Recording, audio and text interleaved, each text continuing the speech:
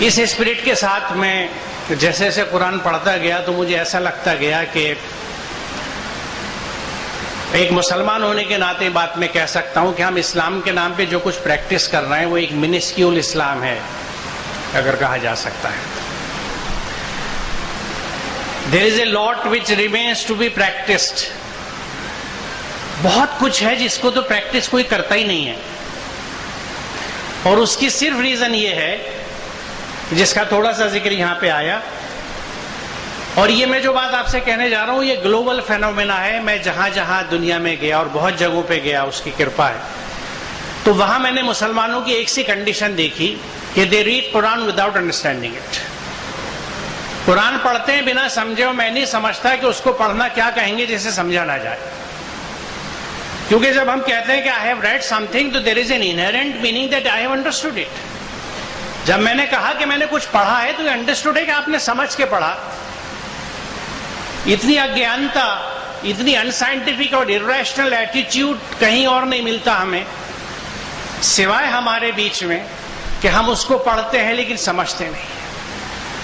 سمجھتے نہیں ہیں تو پریکٹس بھی نہیں کرتے، اور جب پریکٹس نہیں کرتے تو اس کے جو نقصان ہیں وہ مجھے آج اپنی سوسائٹی میں چاروں طرف نظر آتے ہیں.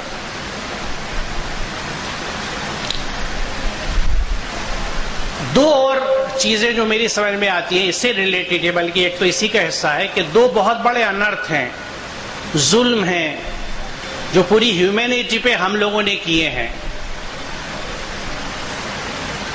پہلی چیز جو سب سے بڑی ہے کہ ہم نے یہ ڈکلیئر کر دیا پتہ نہیں کب ڈاؤن دی ہسٹری کہ قرآن مسلمانوں کی دھارمک کتاب ہے. اٹ نو ویئر سیز، آپ قرآن پڑھ لیجئے ٹرانسلیشن اٹھا کے، it addresses the humanity.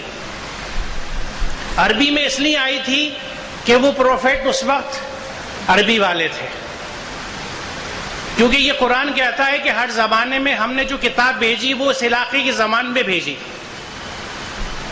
Vedas آج ہمیں سنسکرت میں اس لیے ملتے ہیں کہ وہ اس پیریڈ کے تھے جہاں وہ زبان بولی جاتی تھی. تو جو کتاب اتری وہ اس جس قوم پہ اتاری گئی، جس نیشن کو بھیجی گئی، اس کے لینگویج میں آئی.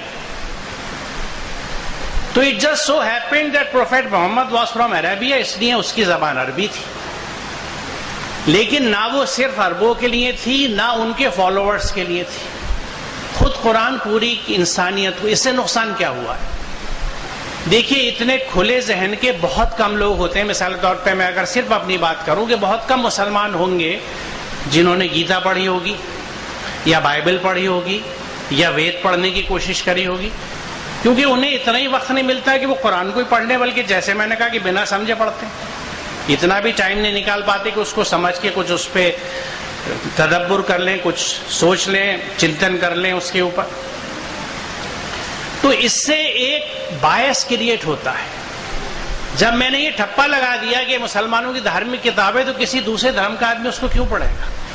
اگر میں اس سے شروع سے کہتا کہ یہ ایک ہیومینٹی کے لیے کتاب آئی ہے جس کو اچھی زندگی گزارنی ہے، اس کے لیے one of the models is this, اور it happen to be with us, یہ ہمارے ساتھ ہے، ہمارے پاس ہے، اس کو جس کو پڑھنا ہو پڑھ لو.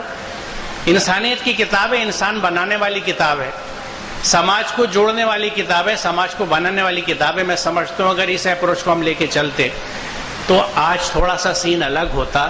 ہم نے ایک باعث کریٹ کر دی کتاب کی طرف، اور میں یہ سمجھتا ہوں کہ we are answerable for this debt. ہم کہیں نہ کہیں جواب دہ ہوں گے کہ ہم نے اس کتاب کو کیوں ریسٹرکٹ کر دیا، اور اس پہ بڑا ستم یہ کیا کہ دوسروں سے بھی اس کو الگ کر لیا اور خود بھی اس کو نہ پڑھا نہ عمل کیا، اس کو لپیٹ کے اوپر رکھ دیا.